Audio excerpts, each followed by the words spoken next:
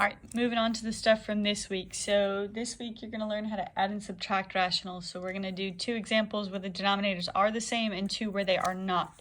So if they're the same, just like if you were adding normal fractions, we're going to combine across the top. So this would stay over x minus 1, and on top, 1 minus 5 would be negative 4. I can't factor to simplify this anymore. That's it. Same thing if it asked for the restrictions. I would take the denominator and set it equal to 0. So that means x could not be 1 in this case. That's if it asked for it. It's not going to ask every time.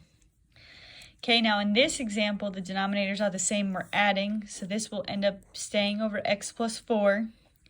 These are not like terms, so we cannot combine them. So this will become 6x plus 24. Okay, when we're done, I try to simplify as much as possible, so I'm going to factor. It looks like I could pull GCF out here. So if I pull out a 6, left over will be x plus 4. This can't be factored, so it'll stay, and look what happens now. In my simplifying methods, we learn that these will cancel, so our final answer is just 6. Okay, now these last 2 examples, now we've got a little bit of an issue.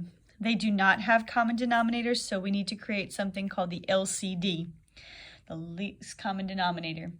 So what's the smallest number that 2 and 5 go into? It would be 10. They both have an x. However, if they were different exponents, you would take the higher exponent. But in this case, because they're the same, we just pull that over.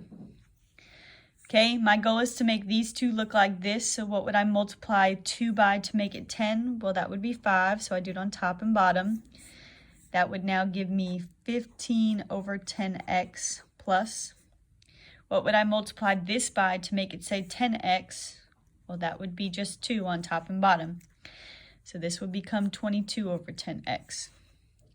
Now that they have common denominators, we do the same just like up here. So this would become, what, 37 over 10x? Hopefully I did that right.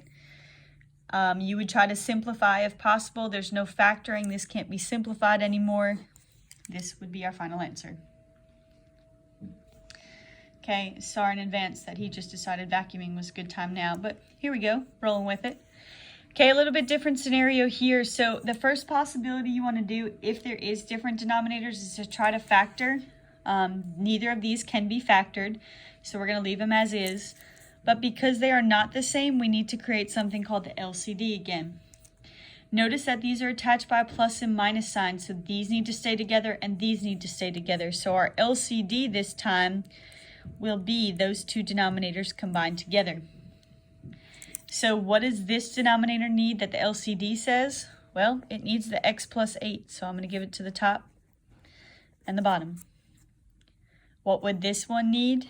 It would need the x minus 2 on top and bottom. You're going to distribute that out. And then once you distribute that out, I'm running out of time on here. You'll distribute that out, and once you have the denominators the same, you'll do the same over here and then combine your like terms and simplify over there.